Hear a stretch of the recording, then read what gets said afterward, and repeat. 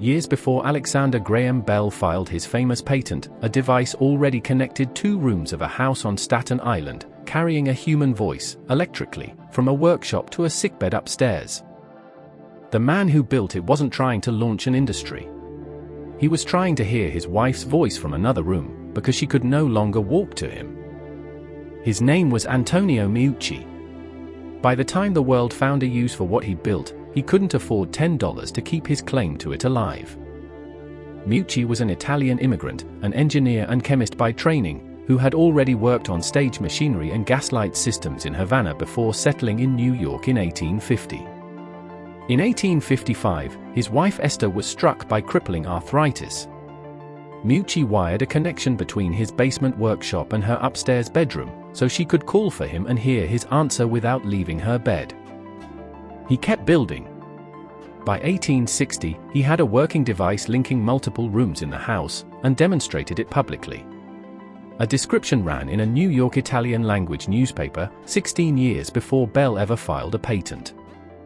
English was never easy for him, and he never fully learned to navigate the world of American patent lawyers, licensing deals, and telegraph companies the way a native-born inventor might have.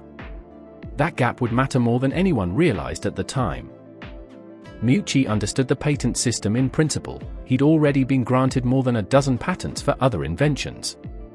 But a full application was expensive, and by the early 1870s, he was running out of money. So in December of 1871, he filed something cheaper, a caveat. Not a patent, a formal notice that said, "I'm working on this, don't give the idea to anyone else in the meantime." He renewed it every year, at $10 a year, while he tried to interest a telegraph company in his invention. He sent working models to a Western Union affiliate laboratory for testing. The lab reportedly lost them. Meucci asked for his models back more than once. He never got them. By 1874, Meucci was living on public assistance. He couldn't raise the $10 to renew his caveat again. It lapsed, and with it, his only formal claim to the invention. 2 years later, in March of 1876, Alexander Graham Bell filed his own telephone patent, and was granted it. Bell had conducted experiments in that same Western Union laboratory, the one where Meucci's materials had gone missing. This should have ended there. It didn't. In January of 1887, the United States government itself moved to annul Bell's patent, on grounds of fraud and misrepresentation. The Supreme Court reviewed the case and found it viable enough to send to trial. A formal federal case, over whether Bell's patent should have existed at all. Meucci testified. So did the lawyer who had drafted his original 1871 caveat, and a professor who examined that document and said it clearly described the same kind of device Bell had patented. But the case dragged on for years, moving slowly through crowded federal courts, while the two men at the center of it, one already in industry, the other already an old man, grew further apart in fortune with each passing year.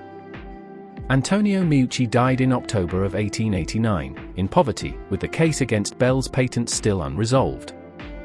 Bell's patent expired on its own in January of 1893. With no patent left to annul, the federal court simply dropped the case.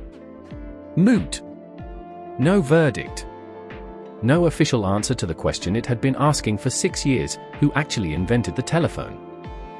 For over a century, almost nobody outside a small circle of patent historians knew this case had ever happened at all. In June of 2002, the United States House of Representatives passed a resolution. Not a patent reversal. A formal acknowledgement. It stated plainly, if Meucci had been able to pay that $10 fee after 1874, no patent could have been issued to Bell at all. No court ever ruled on it. No patent was ever reassigned. What survives is a caveat that lapsed for the price of a bill nobody could pay, and a resolution, 126 years later, that came too late to change anything except the record.